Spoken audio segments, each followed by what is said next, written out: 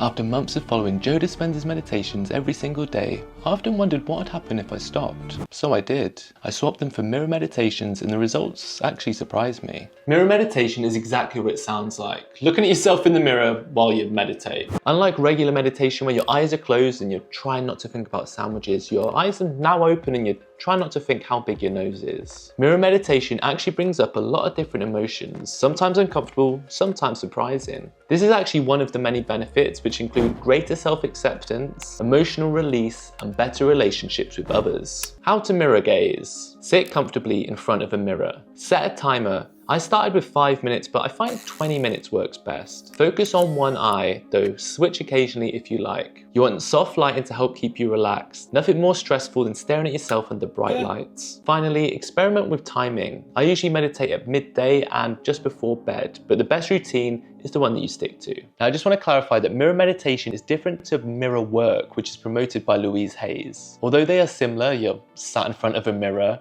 With mirror work, you're repeating positive affirmations, also called intentional programming. Whereas with mirror meditations, you're just looking at yourself, so less work if anything. So what exactly did I experience and what can you expect to experience if you start looking into the mirror? Now, the first time I mirror gazed was an incredibly unique experience and is a lot different to what I experience now, and it was almost a bit trippy. Parts of my face were floating about and it felt at one point that my face just completely disappeared. Who needs drugs when you got a mirror?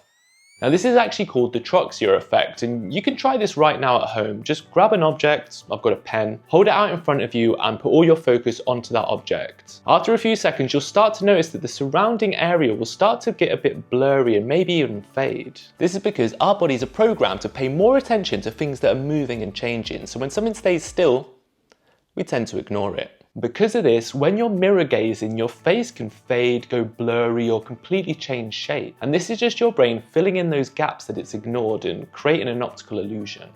Pretty fun. However, the more I practiced, the more psychological the experience became. Thoughts like "you're ugly and useless" were hurled at me like a school bully, but I was the bully and I knew exactly what to say to hurt my feelings. However, after about 10 to 15 minutes, something happened. I felt good.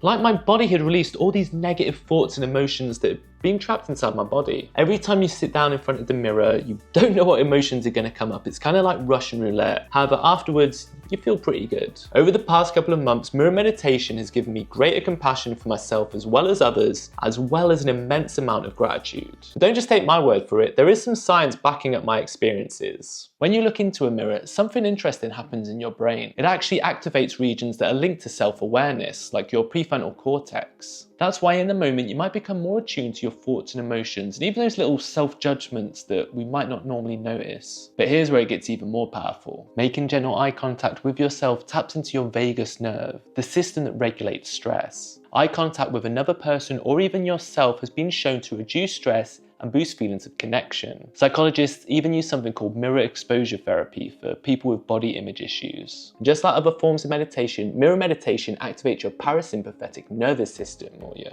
chill out mode as I call it. Your cortisol and stress hormones drop and your body just relaxes. And because you're literally face to face with yourself in the mirror, it forces you to be in the present moment. And finally, research in compassion-focused therapy shows that if you practice kindness towards yourself, even if it's through a mirror, you're actually training your brain's empathy and caregiving networks, so nice. In other words, you're rewiring your brain to be more compassionate and caring towards yourself. And that's been my experience. My inner monologue is a lot more kinder than he once was. So mirror meditation has obviously been a very powerful experience for me, and I highly recommend you give it a go. But is it actually better than Joe Dispenza's meditation? That is the big question. And I think the answer is everyone's going to be different. So really the only way you're going to find out is by trying them out for yourself.